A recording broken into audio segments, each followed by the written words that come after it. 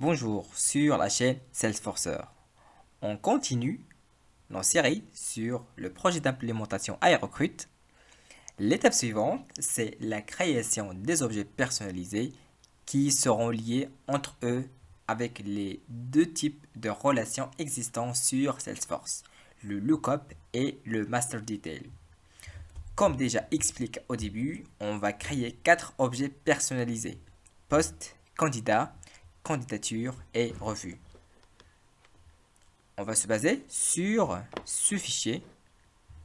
J'ai listé les objets avec leurs champs correspondants. Il y aura des champs standards, de type date, devise, qui est currency, texte et pick list, qui est une liste déroulante. Il y aura aussi des champs avec une typologie spéciale, comme le type lookup, qui va permettre de lier les deux objets ensemble, le rollup summary, qui permettra d'avoir par exemple la somme, le max, le min des objets qui seront liés avec une relation master detail. C'est quoi déjà une relation master detail? C'est une relation qui est utilisée lorsque nous voulons contrôler l'affichage des enregistrements d'un objet detail en fonction de la valeur de l'enregistrement master ou bien l'enregistrement principal. Donc, notre premier objet personnalisé à créer, c'est l'objet post. Donc, toujours menu setup. Et après, c'est l'onglet Object Manager, ici. Du coup, Object Manager, c'est l'interface qui va nous permettre, premièrement, de créer les objets ou bien modifier les objets existants. Et ici, on constate qu'il y a déjà des objets par défaut qu'on appelle des objets standards Salesforce. Ici, bien évidemment, je vais cliquer sur Create. Et là, on voit qu'il y a deux choix. Custom Object et Custom Object from Spreadsheet. Le deuxième choix concernant la situation où on a un fichier Excel ou bien un fichier de données CSV par exemple avec plusieurs objets à créer. Dans notre cas, on va utiliser que la première option.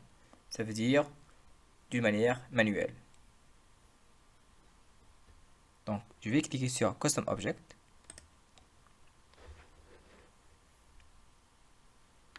Et là encore, je suis sur l'interface ou la page pour créer les objets. Je commence par renseigner bien évidemment les informations de l'objet. Ici, il y a le label, le pluriel label, c'est le genre, et l'object name. C'est quoi la différence entre le label et l'object name? C'est tout simplement le label, c'est le titre qui va apparaître dans l'interface utilisateur. Ça veut dire ce que l'utilisateur va voir comme titre pour l'objet.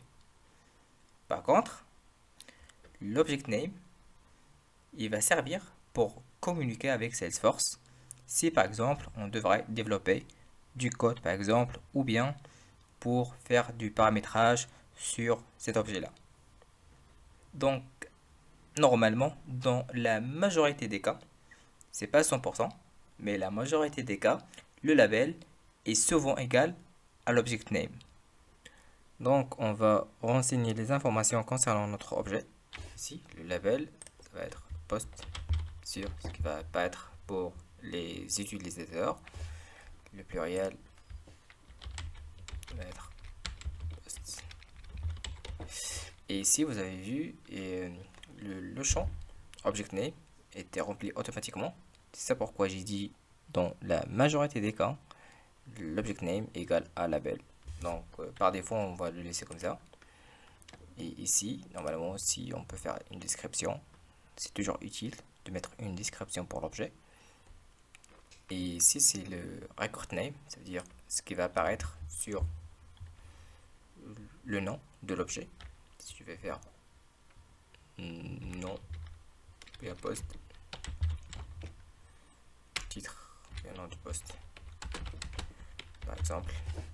Ici, je descends un peu, ici, dans les les options additionnelles.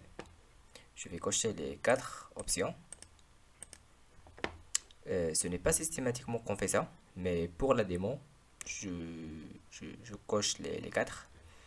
Les deux premiers sont plus importants car j'autorise tout ce qui est du reporting et les activités sur mon objet créé.